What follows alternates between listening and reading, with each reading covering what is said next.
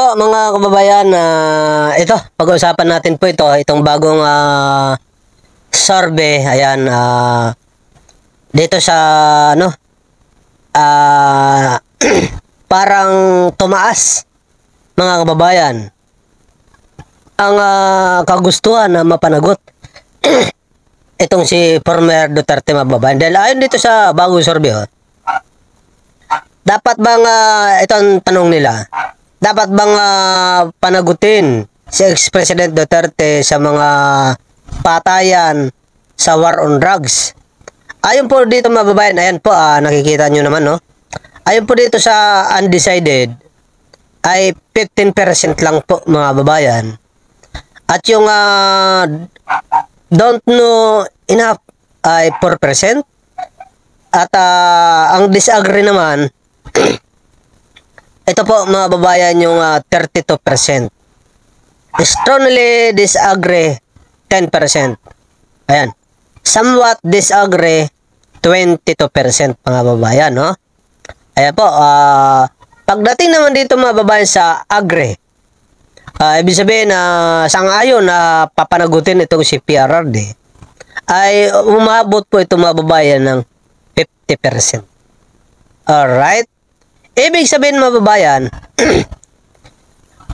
mas marami po, halos kalahati po mga babayan sa mga Pilipino ang naniniwala na dapat po mapanagot itong si former President Rodrigo Roa Duterte.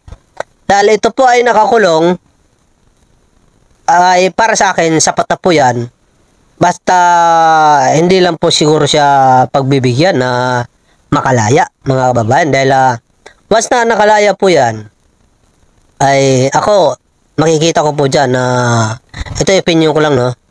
Pagtatawanan po tayo talaga ng mga Duterte kasi isipin nila, di ba, walang nangyari, kaya tuloy ang drug war. Ganun po yun ang problema lang po dito kasi sa drug war, wala naman para sa akin, no? Lilinawin po natin, para po sa akin ang isang kontradroga ay nararapat po yan na masugpo.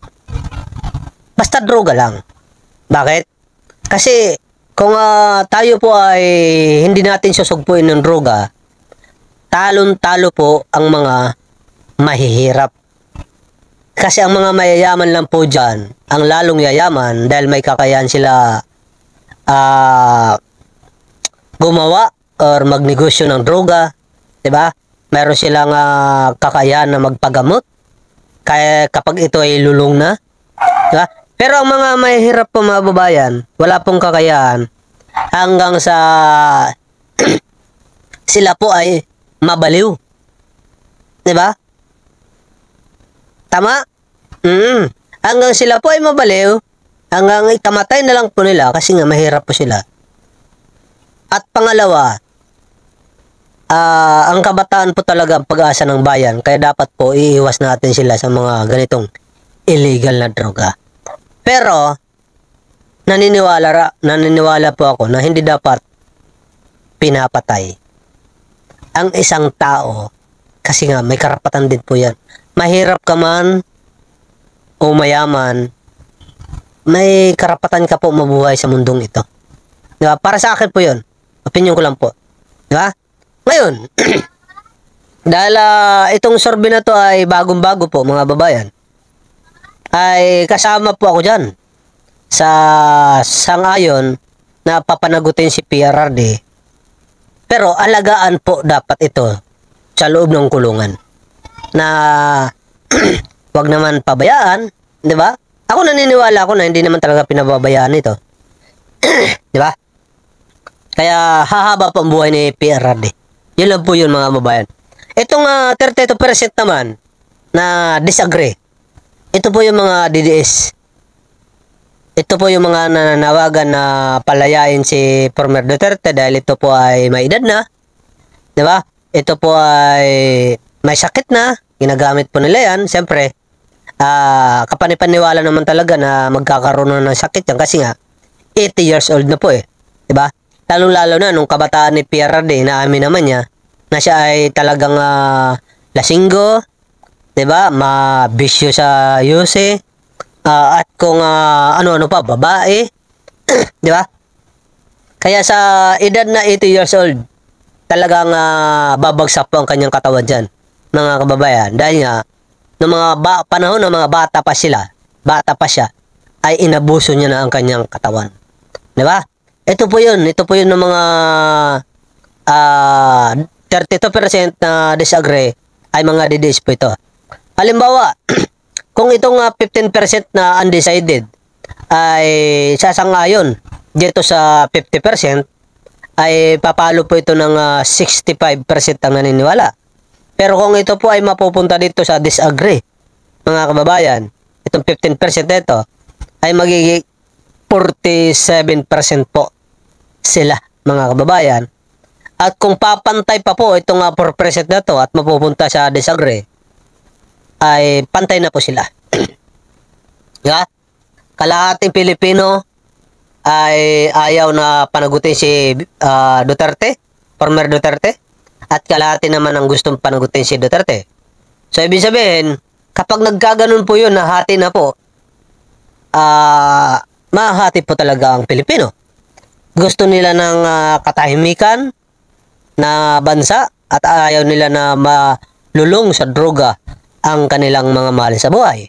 Diba? At itong 50% na to na gusto panagutin si Duterte, ay kasama na po dyan yung mga human rights, diba? Kasama na po dyan yung mga biktima ng drug war, kasama na po dyan yung mga neutral lang mag-isip, diba? Yun po yun, mga babayan. Kaya nahati po, mga babayan. Buti na lang ay undecided at saka don't know enough para sa 4% mga babayan. At 32 lang po ang hindi sang-ayon na papanagutin si former Rodrigo Duterte dito sa mga drug war. Alam niyo po, hindi lang naman drug war ang problema dito ni PRD. Nariyan din po yung corruption, mga babayan. Nagtataka lang ako kay former Duterte kasi bakit hinayaan niya ng hinayaan itong mga corruption na naganap sa kanyang panunungkulan. Diba? Aminado siya, inamin niya na ang corruption daw, mga babayan, nung panahon niya, alam niya na talamak sa DPWH. Alam niya, pero kinonsente niya. Diba? Yan ang problema doon. Samantalang Pangulong Marcos, alam niya, siniwalat niya, at umaksyon. Diba? Yan yung kagandahan, mga babayan, nito kay Pangulong Bongbong Marcos. Pangalawa, pugo. Ang pugo at mga sabong, inamin din ni PRD na malaki ang kita sa pugo at sabong. Diba? Kaya inaprobahan niya po ito para daw ito sa Pilipinas, sa Kabanang Bayan. Kaya kinonsente na naman niya, mga kababayan. Pero pagdating dito kay PBBM, hindi siya naginayang sa kikitain ng pugo, kikitain ng sabong, di ba? At ito po, mga kababayan, ay ipinasara niya. Di ba? Yan ang kaibahan ng Duterte at Marcos. Ang Marcos, maaari po natin sabihin na matino talaga kasi ang lahat ng mga illegal ay hindi niya kinukonsente. Marami naman pamamaraan kung paano kumita ang gobyerno natin. Bakit hindi natin singilin itong mga mayayaman na ito na nagtatago sa tax? Diba? Hindi naman talaga nagdideklara yan. Katulad na lang ng mga diskaya. Diba? Ilang mga luxury cars ba ang inano ni Diskaya na hindi sila nag-tax. Ayun mismo dito sa BOC. 'Di ba? Halos sa 27 luxury cars. Ganun po karami. Hindi lang naman si Diskaya ang mayaman diyan. Mga politiko. 'Di ba? Yung mga politiko na 'yan. Hindi lang nalalaman, mga babayan, kasi nga kailangan mo talaga ng sapat na ebidensya para makita mo talaga na hindi sila nagbabayad ng tax. Yeah? Yun ang kaibahan po ng Marcos at Duterte. Ang Marcos, may pamamaraan po siya para kumita ang bayan at hindi kailangan umasa sa mga illegal katulad ng mga corruption, katulad ng mga pasugalan at pugo, 'di ba? Hindi niya kailangan kasi iniisip ni Marcos paano pagagandahin ang kinabukasan ng mga susunod na henerasyon, 'di ba? Paano pagagandahin ang bansa natin? Si PRRD kasi ang nasa isip niya mga kababayan ay sayang ang kita. Sayang nga naman ang kita dito, kaya payagan na natin yan. Wala siyang pakialam kung sino ang tatamaan ng mga illegal na kanyang ginagawang legal. Yun po mga babae. Sa madaling salita, si PRRD ay hindi iniisip ang mga susunod na henerasyon. Basta kung ano yung ngayon, habang nabubuhay pa siya, yun yung importante sa kanya. Si Marcos naman, iba. Future. Kinabukasan ng kanyang mga anak, kinabukasan ng mga susunod na henerasyon. Yun ang kaibahan ni PBBM at ni Duterte. Diba? Malayo. Sobrang layo po mga babayan. Milya-milya ang layo. Diba? Kaya hindi nyo masisisi ang mga kababayan natin kung bakit galit na galit sila kay PRRD. At ito na nga yun. 50% ang naniniwala na itong si PRRD ay nararapat na parusahan dahil sa kanyang ginawang drug war. Alright mga babayan, sa mga hindi pa po nakakapag-subscribe sa ating channel, libre lang po yan. I-click nyo lang po yung subscribe button at i-click yung notification bell. At syempre, paki-share at like na rin po ng ating video dito. Mga babayan, itong video nito para po, syempre, sa inyong pagsuporta. Thank you so much po sa inyo lahat. Mabuhay ang Bagong Pilipinas!